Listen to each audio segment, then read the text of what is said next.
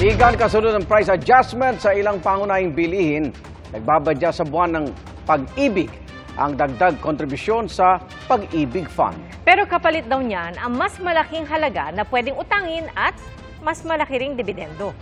Saksi, si Bernadette Reyes. Kasunod ng mga dagdag singil sa tubig at kuryente ngayong buwan, may dumagdag pa sa mapait na balita para sa mga nagbabudget na mga consumer.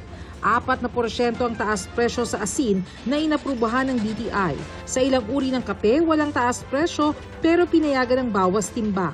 Ang sinasabing dahilan, mas mahal na presyo ng raw materials. Wala naman tayong magagawa, lahat naman ang bilhin tataas ng presyo po eh. Okay lang itaas, basta wag lang masyado malaki.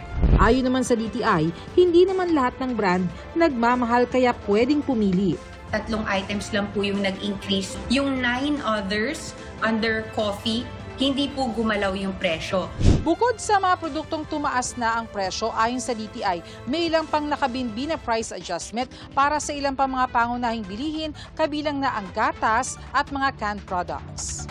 Ongoing pa po ang usapan at saka yung pag-check natin ng computation with the various manufacturers. Sa Pebrero naman sisimula ng ipatupad ang dagdag kontribusyon sa Pag-ibig Fund. Mula 100 pesos, magiging 200 pesos na ang hulog ng mga miyembro. Natatapatan ng 200 pesos din mula sa employer. Yung 100 pesos noong 1986, 11 pesos na lang ngayon. So, parang halos wala ng halaga.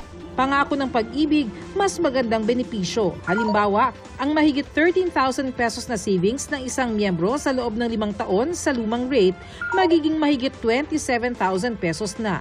Ang halaga naman ng multipurpose loan na pwedeng utangin na nasa mahigit 11,000 pesos lang sa lumang rate, aakyat na sa mahigit 22,000 pesos. Ang kita mula sa mga pautang at iba pang investment ng Pag-ibig ay babalik din sa mga miyembro sa pamamagitan ng dividendo na makukuha ng mga miyembro pagdating ng membership maturity o retirement. Halimbawa, kumpara sa 87,000 pesos na makukuha ng isang miyembro sa ilalim ng lumang rates, nasa 174,000 ang makukuha ng miyembro matapos ang 20 taong paghuhulog. 3 beses umapila ang Employers Confederation of the Philippines at iba pang grupo na ipagpaliban ng dagdag kontribusyon dahil sa epekto ng COVID pandemic. Pero ECOP na rin ang nagsasabi ngayon na wala ng dahilan para ipagpaliban ito ulit. Sabi sa amin, unreasonable na pwede dito ulit. Plus, de facto, hindi naman expense yan eh. Savings yan. Ang pagtaas naman sa 5% ng premium rate ng PhilHealth, gustong ipasuspindi ni Health Secretary Ted Herbosa. Sumulat na siya kay Pangulong Bongbong Marcos tungkol dito.